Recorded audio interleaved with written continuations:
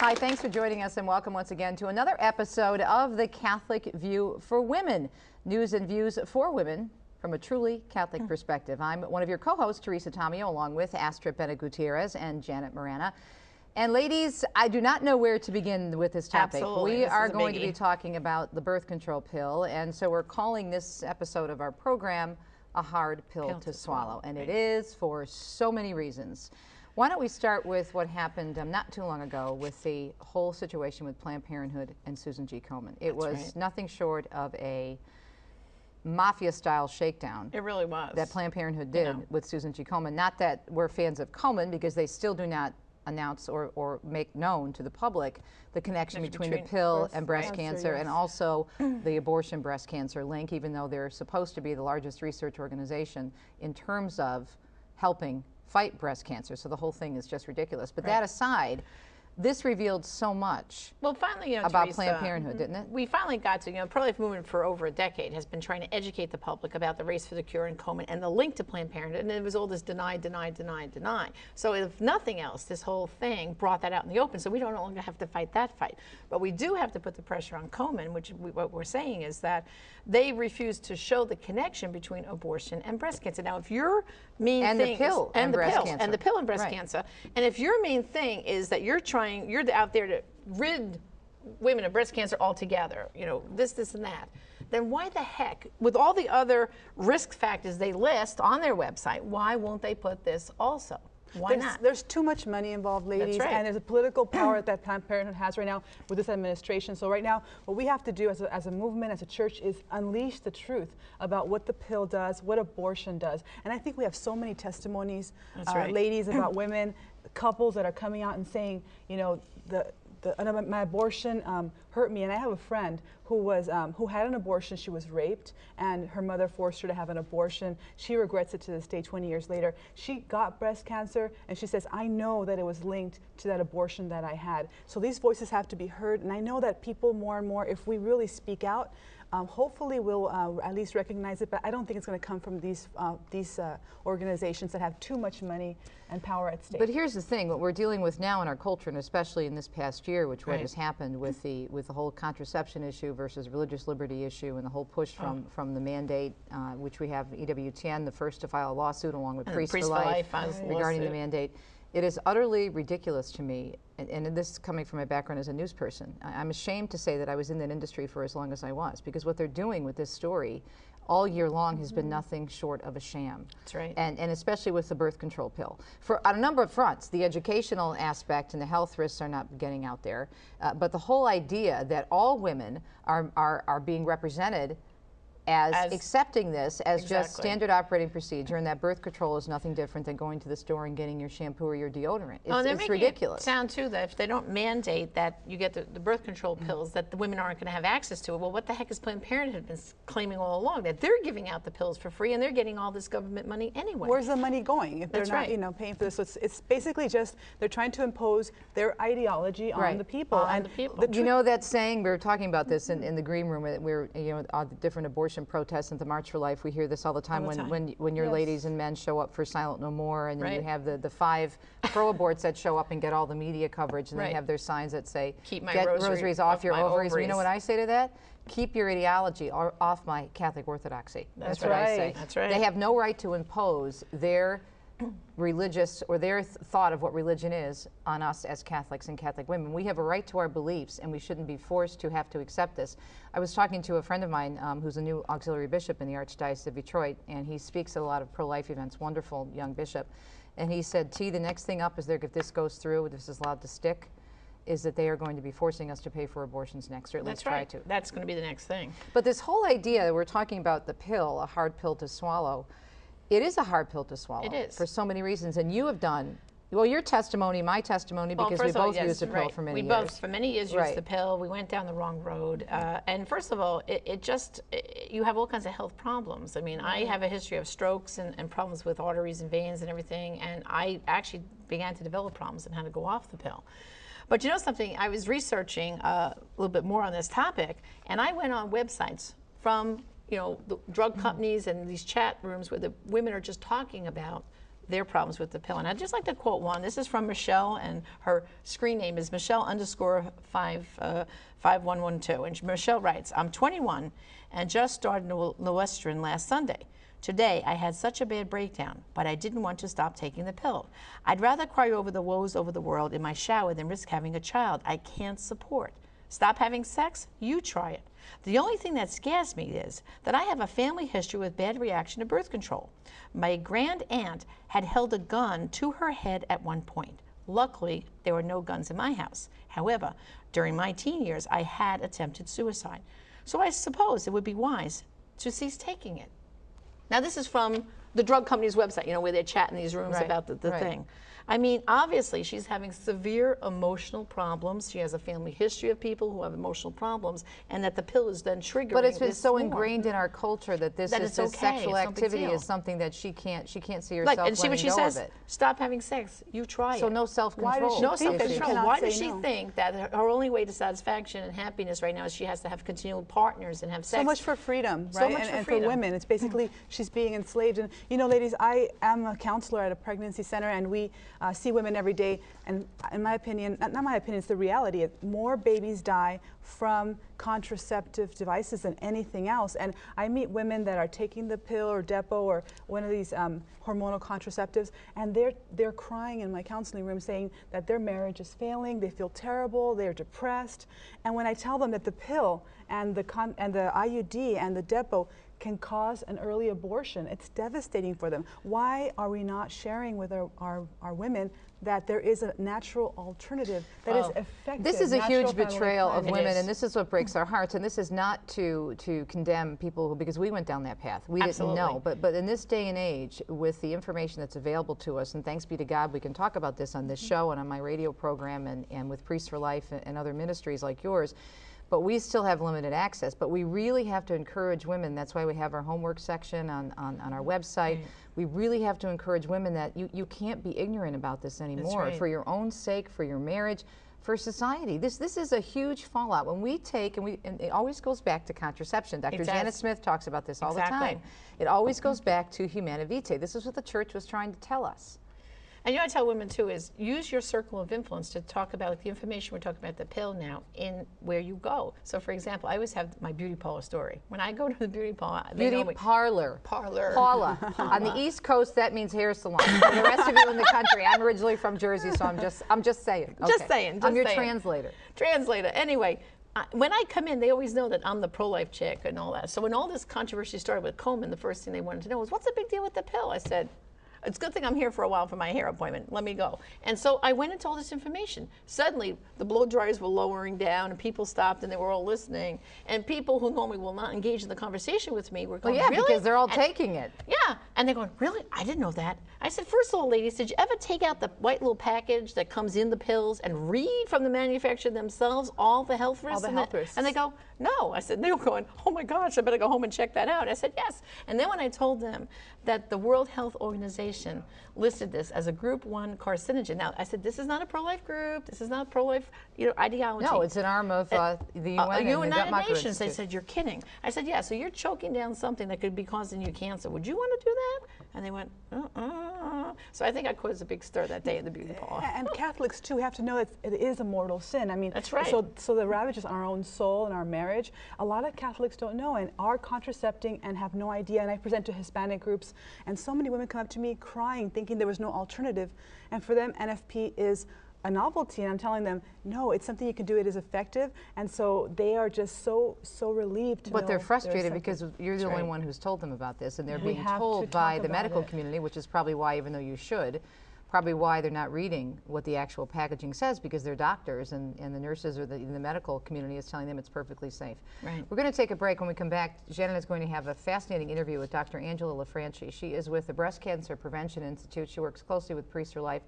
She is extremely well known in the pro-life community for her work in breast cancer research and really helping women understand what the problems are with, for example, abortion and the pill. We'll have an in-depth interview with her, and then we'll have some more information for you. I highly encourage you to please, after every episode, as we suggest, to go to our website, CatholicViewForWomen.com. We'll have documents there, and especially this show. use this as an opportunity to educate yourself, to open up your heart to what the church teaches, and to listen to what we have to say about this. We come from at this perspective, I think, from a very unique angle in terms of our own life experience. We'll be right back on another edition of The Catholic View. I'm Teresa Tomeo, along with Astrid Bennett-Gutierrez and Janet Marana. Stay tuned.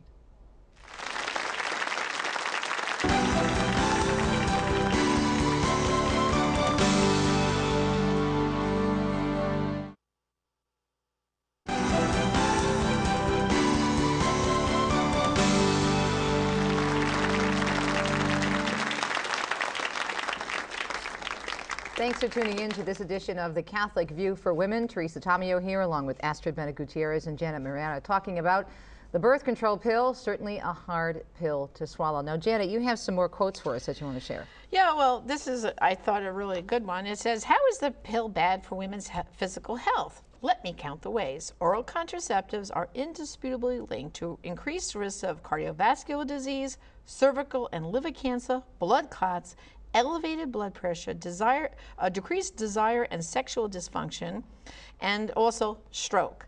The medulla of the health risk question, though, is how the pill impacts a woman's breast cancer risk. And here's where the debate rages. There is agreement that the risk of breast cancer is greater in women who have an increased exposure to the hormone estrogen. And there you go. Well, now, to kind of add to our discussion, I figured let's get a medical doctor. Right, absolutely. A wonderful doctor. Her name is Dr. Angela Lanfranchi. She's a practicing breast surgeon in New Jersey, and she's been practicing for over 25 years as a surgeon. And she extensively writes, makes papers, researches, and comments about the risk between the pill especially and breast cancer. So let's take a look. Recently I had a chance to chat with her. Let's take a look at that interview. The regular pill is a combined estrogen progestin drug. It has estrogen in it, and it's a synthetic estrogen, most likely ethinyl estradiol. It's a very potent estrogen, and it's made to last in your body, so the only way your body can get rid of it is to have it's excreted in the urine. And the progestin is a synthetic progesterone, and most of the time it'll be something like levonorgestrel. But there are now being used other progestins that have other properties to them that make it much more likely for a woman's blood to clot. And those are the ones that you see on television. You know, did you take Yaz or Yasmin and contact this lawyer? Because so many women were dying of the effects of clotting using those drugs. So the pill is the combined pill. It's an estrogen and progestin combination drug. The pill can cause cancer. The pill is given as an estrogen-progestin combination drug. So normally, your body is only exposed to those two hormones for the 2 weeks that follow ovulation. And it's during that time that your breast cells proliferate. They multiply through division. So when a cell multiplies, it has to copy all of the DNA to make 2 cells. So one cell copies the DNA, so there's 2 complete sets of DNA, and then the cell splits into 2. Every time you copy DNA, you can make a mistake. It's like copying a long book. So if you write a sentence and you leave out the word the or a, it's a minor mutation. But if you leave out the word no from a sentence, that sentence no longer will give you the correct sense of what that sentence meant. And that's a critical mutation. So if you build up the number of mutations or get a critical mutation in this DNA, it can form a cancer cell. And for an average breast cancer cell that then goes on to grow by doubling, you go from 1 cell to 2, 2 to 4, 4 to 8, to get to the size of 1 centimeter takes about 8 to 10 years. So it there's a lag time between the time that the pill will cause a cancer until the time you find it. That's why if you hear on the radio, well, the pill may increase your risk of cancer, but those effects go away in 10 years. It's as if you never took the pill at all. Well, that's only because you were lucky and the cancer cell didn't form, and if it's not detectable by 10 years, it's probably not going to happen. So the pill has been found to be a carcinogen for not only breast, but cervical and liver cancer. Another thing the pill does is it makes it much more likely for your blood to clot. So if your blood clots in a heart artery, that gives you a heart attack or a myocardial infarction, an MI. If it clots in an artery in your brain, it can give you a stroke or a CVA, a cerebral vascular accident. And it's not uncommon to cause clots in the legs, which is a deep venous thrombosis. And what's dangerous about that is those clots can break off and go to your lung. And if it's a big enough clot, you can't oxygenate your blood. The problem is those clots can go to the lung. And if it's a big enough clot that blocks enough of the blood going to your lung, you can die. And those are called pulmonary emboli. So that was one of the main problems with the patch. The patch was like a birth control pill in terms of the drugs it gave you, but it gave you the hormones directly through your skin. And as a result of that, the estrogen levels were about 60% higher than if you had taken them by mouth. And that caused a lot of clotting. So you would read about 18-year-olds who fell over dead on the subway platform, and they had had a stroke or they had had a large pulmonary emboli. You know, we're so grateful for Dr. Lanfranchi and all her years of dedication in trying to assist women in true women's health.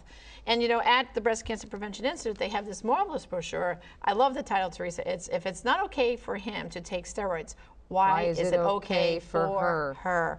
And if they, you know, this little brochure, I highly recommend everyone to obtain it from her ministry, because this explains some of the points she was getting at in full detail, and it will really empower you to have those conversations with the women you know.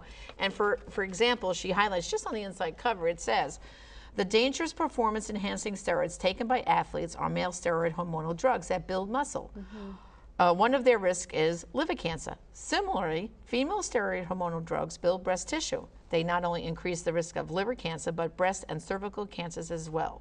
These powerful steroid drugs are taken by millions of teenage girls as birth control pills. Now look, simple brochure. This should get in the hand of every woman who is taking the pill to wake them up. And I also flip through these women's magazines to see what's being told, the lies that are being told to women every day.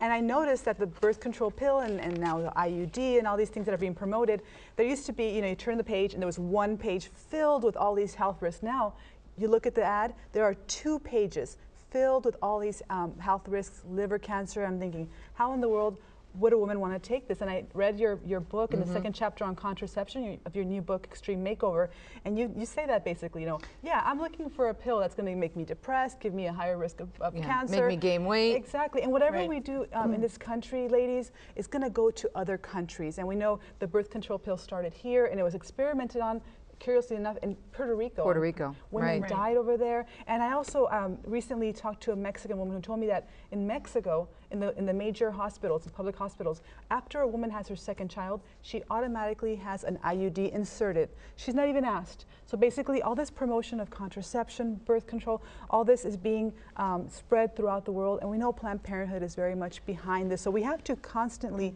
expose these lies and bring them to the light. Well, and speaking of IUD, you know, I just had an experience with Dr. Lanfranchi. A friend of mine called me and said she's you were at my house. I was at your house preparing for the series. Yeah. And of course, get up on a Sunday morning, check your email, and there's an urgent message saying, please help me. I just went to my gynecologist. I'm having very heavy periods. It's really affecting me even getting to work in the morning. And the doctor wants to give me this new Mirena IUD. Is this okay? Of course, according to the Catholic Church, no, it's not okay because it's an abortifacient. But I said, okay, let's take this from the medical point of view. I go in their website, and first of all, this girl isn't married yet, never had a child, and it says clearly, number one, the Mirena should only be given to women who've already given birth to a child. So right away, this doctor is going, the manufacturer's reason number one is unless you've had a child, you But shouldn't didn't the get the Mirena. doctors recommend it very highly to her? Yes, he said, oh, this will take care of all your problems. It'll be great, so no reckless. problems. And she's getting married soon, and she said, oh, and we'll lighten up your period, and we can even maybe adjust things so that you won't even get your period for your wedding. I said, come on, this is ridiculous. Anyway, so I go on to read, and all the health risks that you have with the pill and the packaging are there on the Mirena website. Why? It's not just an IUD.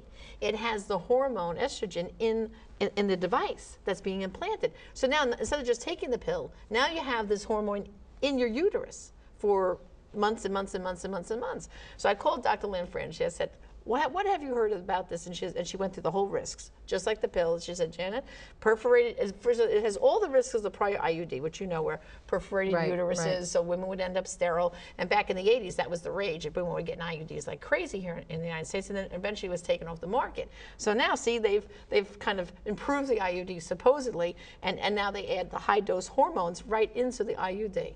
Terrible. And so now this woman, of course, is not going to use the Mirena, thanks be to God, because she reached out to us. Thank God. And we got her the good information.